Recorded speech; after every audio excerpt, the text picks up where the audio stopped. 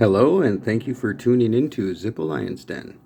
Today I have something that's a little bit special to me that came in the original box with the original paperwork.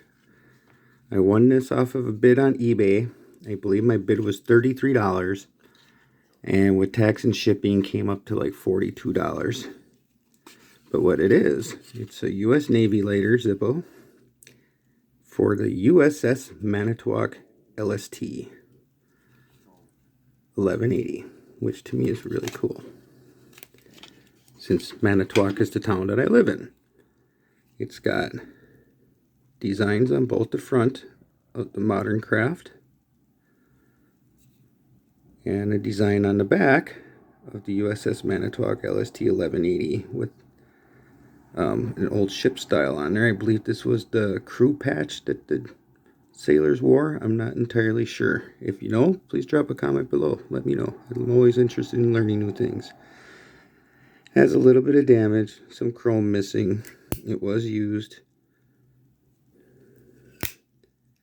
I believe it is November of 1986, KII, along with a matching insert, KII, November 1986. And what's interesting, this certain vessel, it is a class type Newport class tank landing ship that had 6 General Motor diesel engines, could reach a max speed of 22 knots, had a range of 2,500 nautical miles, could hold 431 troops maximum and a complement of 213. Also had an armament of 2 twin 3-inch 50 caliber guns, and on the back it also had a helicopter deck so that you could obviously take a helicopter and transport people back and forth. This certain vessel saw service during the Vietnam War, Beirut and Lebanon in 1982 and 83, was part of the forces sent to invade Grenada during Operation Urgent Fury in 1983, and in the early 1990s it took part during the Gulf War before it was decommissioned in 1993. This vessel also was originally ordered on December 29th, 1965, built by the Philadelphia Naval Shipyard. It was commissioned in January 1970, decommissioned in June of 1993, and stricken from the naval record of during, I believe, July 23rd, 2002. But back in September 29th of 2000, this vessel was sold to Taiwan through the Security Assistance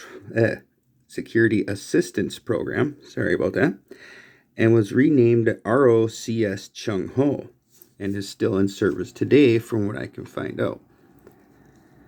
I mean, so the vessel itself had a good life. It looks like this lighter did too.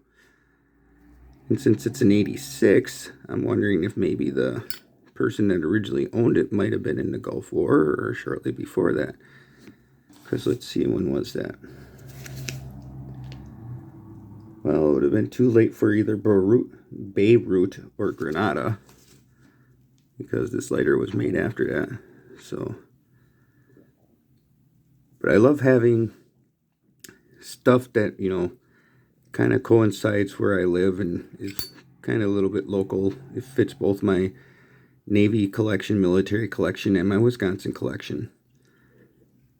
And it's a ship that, you know, I knew a little bit about growing up, because the namesake.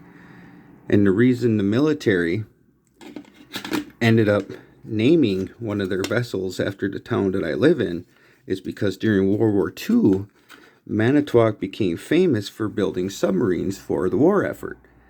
I believe they built, don't quote me, but somewhere in the low teens of submarines, maybe a little bit more.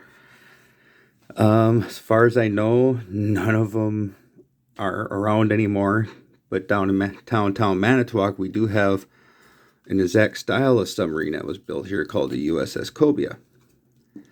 There's a movie documentary out there of one that was built in Manitowoc called the U.S.S. Lagarto that after all these years, it got sunk during World War II, and they actually found it and dove down there and found things.